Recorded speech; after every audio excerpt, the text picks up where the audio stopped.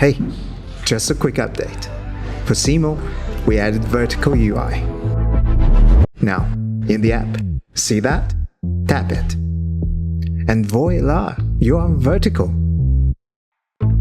And for iPhone users, well, you get either a notch or an eye up there. So, we redesigned the entire interface for vertical iPhone Live View. Now, everything is much more elegant. You can adjust the rotate direction here and choose to go live vertical as well. Hope you like this.